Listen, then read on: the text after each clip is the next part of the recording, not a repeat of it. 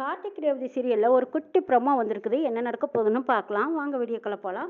சாமுண்டீஸ்வரி ரேவதியோட ஆஃபீஸ்க்கு போனதும் அங்கே இருந்தது கார்த்தி தானே தெரிஞ்சுக்கிட்டு, அப்போ பிரியாவை கூப்பிட்டு, பிரியா நீ கார்த்தியை விரும்புகிறேன்னு எனக்கு நல்லா தெரியுது, உனக்கும் கார்த்திக்கும் நான் கல்யாணம் பண்ணி வைக்கிறேன், நான் சொல்கிற மாதிரி நீ செய் அப்படின்னு சொல்லும்போது, அப்போ பிரியா ஆசைப்பட்டு என்ன மேடம் சொல்கிறீங்க, நீங்கள் கண்டிப்பாக சொன்ன வாக்கை நிறைவேற்றுவீங்களாங்கிறாங்க. நான் கொடுத்த வாக்கை எப்போவுமே நிறைவேற்றி தான் எனக்கு பழக்கங்கிறாங்க சாமுண்டீஸ்வரி. அப்போ சரி நீங்கள் என்ன சொன்னாலும் நான் கேட்குறேங்கிறாங்க பிரியா. பிரியா கிட்ட ரகசியமாக அந்த விஷயத்த சொல்கிறாங்க. பிரியாவும் சரி மேடம் நீங்கள் சொல்கிற மாதிரி கச்சிதமாக செஞ்சு முடிச்சிடுறேங்கிறாங்க.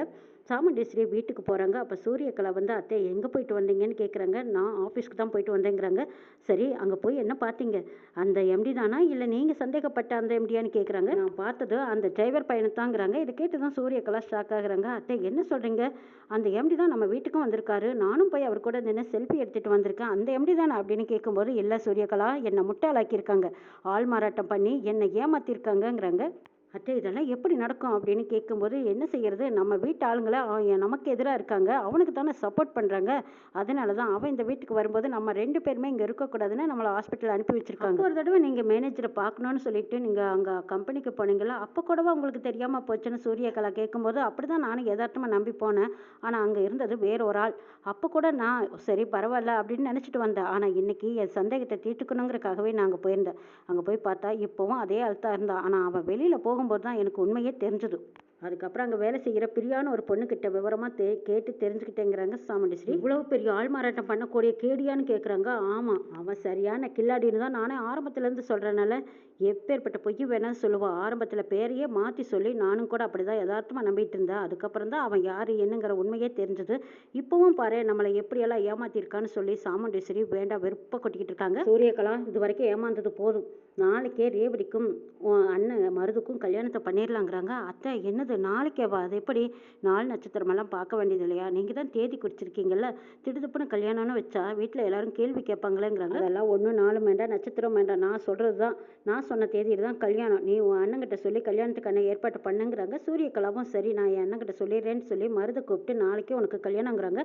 அப்போ மருது ஆச்சரியப்படுறாங்க. என்ன சொல்கிற, நாளைக்கே எனக்கு கல்யாணமான்னு கேட்கும்போது, ஆமாம் அத்தை முடிவு பண்ணிட்டாங்க, அவங்க முடிவை யாராலும் மாற்ற முடியாது, நாளைக்கே உனக்கு ரேவதிக்கும் கல்யாணம்னு சொன்னதும் மருதுக்கு ஒரு பக்கம் சந்தோஷமாக இருந்தாலும் சந்தேகமாக இருக்குது. ஆமாம் ஐயர் தேதி குறித்த நாளுக்கு இன்னும் நாள் இருக்குது, அப்படி இருக்கும்போது ஏன் அத்தை இவ்வளோ சீக்கிரமாக எனக்கு கல்யாணம் பண்ணணும்னு நினைக்கிறாங்கன்னு கேட்கும்போது, அப்போ தான் சூரியகலா சொல்கிறாங்க, அதாவது சாமுண்டீஸ்வரி அத்தை ரேவதி வேலைக்கு போகிறால அந்த கம்பெனி எம்டி யாருன்னு பார்க்குறக்கு போயிருக்காங்க. அங்கே போய் பார்த்தா ரேவதியோட முன்னாள் புருஷன் தான் எம்டியாக இருந்திருக்கு. அத்தையவே ஏமாற்றிட்டாங்கிற கோவத்தில் தான் அத்தை சீக்கிரமாக ரேவதிக்கும் உனக்கு கல்யாணம் பண்ணணும்னு முடிவெடுத்திருக்காங்க. அப்போது நான் அன்னைக்கு கம்பெனியில் பார்த்தனே, அவங்க கூட என்னை அடித்தானே அவனாக தான் இருக்குமா அப்படின்னு சொல்லும்போது, ஆமாம் அவனே தான் அப்படின்னு சூரியகலா சொல்கிறாங்க. அடே அப்பா அவனா ஜகஜால கில்லாடியாச்சே, அவன் ஏதோ பெரிய யோகியா மாதிரி நான் சிசர் குடிச்சிட்டான்னு சொல்லி முன்னாடியும் செக்யூரிட்டி முன்னாடியும் என்னை அடித்தானேன்னு சொல்லுறாங்க. அதுக்கெல்லாம் பழி வாங்கறதுக்கு தான் நாளைக்கே உனக்கு ரேவதிக்கும் அவன் முன்னாடியே கல்யாணத்தை பண்ணி முடிக்கணுங்கிறாங்க. இதை கேட்ட மருதும் சரி அத்தை முடிவெடுத்தாங்கன்னா அதை யாராலும் மாற்ற முடியாது, சரி செஞ்சுக்கலாங்கிறாங்க. ஆமாம் இவ்வளவு நாளாக ரேவதி அங்கே தான் வேலைக்கு போகிறான்னு அத்தை ஏன் பார்க்காம இருந்தாங்க, அவங்களுக்கு என்ன தெரியாதான்னு கேட்கும்போது, அவதாண்ட அவன் ஜெகஜாத கில்லாடின்னு தெரியுமே, எல்லாத்தையும் நம்ப வச்சு ஏமாத்திருக்கான், இந்த வீட்டில் இருக்கிறவங்களும் அவனுக்கு தான் சப்போர்ட் பண்ணியிருக்காங்க, அதனால தான் அத்தை ஏமாந்துட்டாங்க. இப்போ அந்த கோவத்தில் தான் சீக்கிரமாக கல்யாணத்தை வைக்கணும்னு சொல்கிறாங்க. அவன் சரியான ஆள், ரேவதியை மடக்கி பிடிச்சாலும் பிடிச்சிடுவான், அவனுக்கு தெரியாமையே இந்த கல்யாணத்தை சீக்கிரமாக முடிக்கணும்னு அத்தை முடிவு பண்ணியிருக்காங்க, இதுக்கு நீயும் சம்மதிக்கணுங்கிறாங்க. அப்போ மருது சொல்கிறாங்க, கரும்பு திங்க கூலி கேட்கணுமா இல்லை கசக்குமா, அத்தை முடிவு சொன்னாங்கன்னா இதில் எனக்கு சம்மதம் தான்ங்கிறாங்க மருது. சரி இந்த விஷயம் ரேவதிக்கு தெரியுமான்னு மருது கேட்குறாங்க. சூரியகலா அதெல்லாம் அத்தை பார்த்து சமாளிச்சுக்குவாங்க, அதை பற்றியெல்லாம் நமக்கு கவலை இல்லை, ஆனால் இந்த கல்யாணம் நடந்து முடிஞ்சதும் நீ உடனே ரேவதியை கூட்டிகிட்டு வெளியூர் கிளம்பிடு, இருக்கிற பணம் காசு சொத்து இதெல்லாம் சுருட்டுற வழியை பார்க்கலாங்கிறாங்க. நாளைக்கே கல்யாணம் வச்சா எப்படி சுட்டுறதுன்னு கேட்கும்போது, 2 நாளையில் அதெல்லாம் பார்த்துக்கலாம், இப்போதைக்கு கல்யாணம் முடியட்டும் அப்புறம் பேசிக்கலாங்கிறாங்க சூரியகலா. சாமுண்டீஸ்வரி ரேவதியை பார்த்து கோளாறாக பேசுகிறாங்க. ரேவதி நான் உங்ககிட்ட ஒரு முக்கியமான விஷயம் பேசணுங்கிறாங்க. அப்போ ரேவதி என்னம்மா என்ன விஷயம் பேச போகிறீங்கிறாங்க. இல்லை நான் கேட்டால் நீ மறுக்க மாட்டேன்னு எனக்கு தெரியும், நான் சொல்லட்டுமா அப்படின்னு ரேவதி கிட்ட ஆரம்பிக்கிறாங்க சாமுண்டீஸ்வரி. அம்மா நீங்கள் சொல்லுங்கம்மா, நீங்கள் கேட்டு நான் ஏதாவது மறுத்துருப்பேனா அப்படின்னு சொல்லும்போது, அப்போ தான் சாமுண்டீஸ்வரி சொல்கிறாங்க, இதை பாரு ரேவதி நாளைக்கே உனக்கு நான் கல்யாணம் பண்ணி பார்க்கணுன்னு ஆசைப்படுறேங்கிறாங்க. அம்மா என்னம்மா சொல்கிறீங்க, அதுதான் இன்னும் 6 மாதம் கழித்து செஞ்சுக்கலான்னு சொன்னீங்கல்ல, இப்போ ஏன் திடீர்னு அதுவும் நாளைக்கே கல்யாணம் பண்ணணும்னு சொல்கிறீங்க. ரேவதி ஜோசியர் இப்போ தான் என்கிட்ட சொன்னாங்க, பல வருஷத்துக்கு அப்புறமா நாளைக்கு வரக்கூடிய நாள் நல்ல முகூர்த்தம்னு சொல்லியிருக்காங்க, இருக்காங்க. இந்த முகூர்த்தத்தை விட்டால் அப்புறம் நடக்க போகிறதெல்லாம் கொஞ்சம் அசம்பாவிதம் நடக்கிறதுக்கு வாய்ப்பு இருக்குது. அதனால நாளைக்கு நல்ல நாளையில் உன்னோட கல்யாணத்தை பண்ணி பார்க்கணுன்னு நான் ஆசைப்படுறேம்மா. அம்மா திடுதுப்புன்னு கல்யாணம்னு வேற சொல்கிறீங்க. என்னால் இதை ஜீர்ணிக்கவே முடியல, யோசிக்க கூட முடியலையம்மா. யோசிக்கவாவது டைம் கொடுக்கலாம்ல. ஏம்மா இப்படி அவசரப்பட்டு இந்த காரியத்தை பண்ணணும்னு நினைக்கிறீங்கன்னு கேட்குறாங்க ரேவதி. இதா பார் ரேவதி, அம்மா உனக்கு எப்பவுமே நல்லது தான் நினைப்பேன். என் மேலே உனக்கு நம்பிக்கை இருக்கா இல்லையா அப்படின்னு கேட்கும்போது, என்னம்மா உங்களை நம்பாத நான் யாரம்மா நம்ப போகிறேங்கிறாங்க ரேவதி. ரேவதி மருதியும் கார்த்தியும் ஒருத்தர் மாற்றி ஒருத்தர் யோசிச்சு பார்க்குறாங்க. அவருக்கு நல்ல பழக்கமும் இவருக்கு இருக்கிற நல்ல பழக்கத்தையும் யோசிச்சு பார்க்கும்போது கார்த்தியை பிடிச்ச மாதிரி இருக்குது. ஆனால் ரேவதி இதை மனசு விட்டு வெளியே சொல்ல முடியாமல் தவிச்சிட்டு இருக்காங்க. சே, கார்த்தி சார் ரொம்ப நல்லவர். அவர் ஆரம்பத்தில் நான் எப்படியெல்லாம் அசிங்கமாக பேசிட்டேன், திட்டிட்டேன், சந்தேகப்பட்டேன்.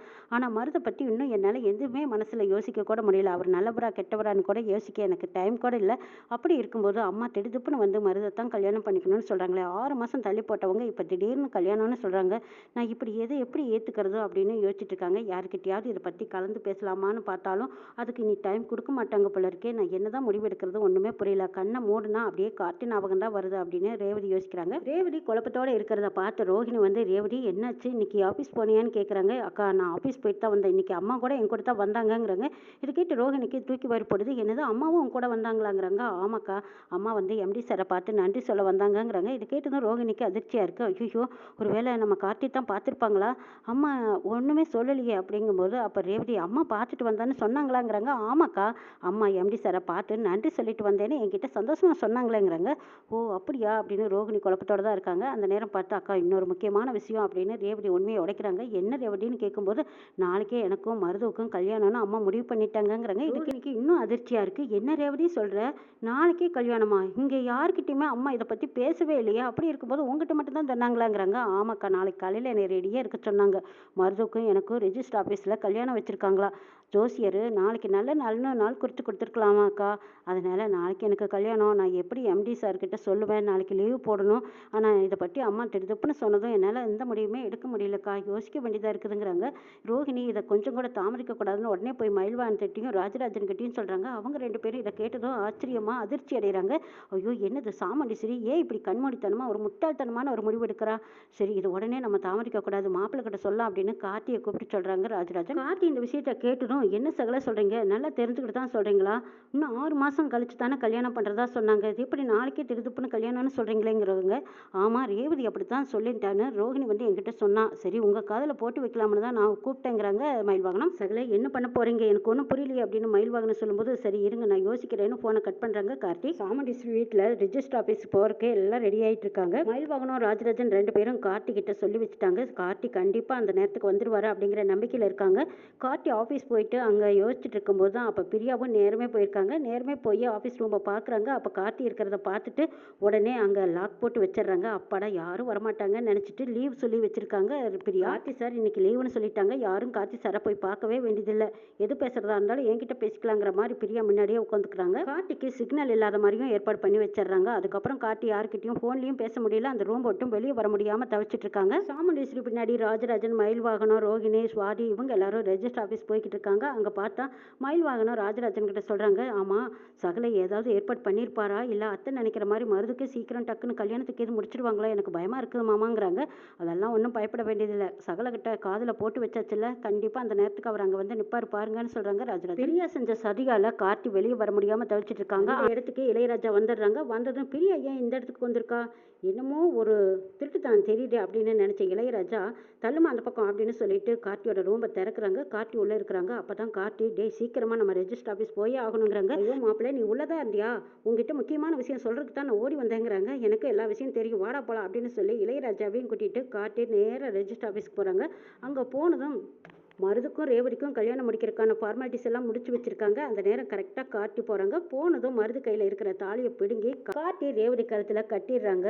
ஆனால் சாமுண்டீஸ்வரி ஆகட்டும், மருது, சூரியகலா இவங்க யாருமே இதை எதிர்பார்க்கவே இல்லை. இங்கே மயில்வாகனம், ரோஹிணி, ராஜராஜன் எல்லாருமே கைகொட்டி சிரிக்கிறாங்க. அவங்களையும் வாழ்த்துறாங்க. அப்பாடா மாப்பிள்ளை, நீங்கள் கரெக்டான நேரத்தில் வந்து என் பொண்ணு ரேவதியை காப்பாற்றிட்டீங்கன்னு ராஜராஜன் கார்த்திகிட்ட நன்றி சொல்கிறாங்க. இன்னும் என்னெல்லாம் நடக்க போகுதுங்கிறதையும் நாளைக்கு சொல்லி பார்க்கலாம்.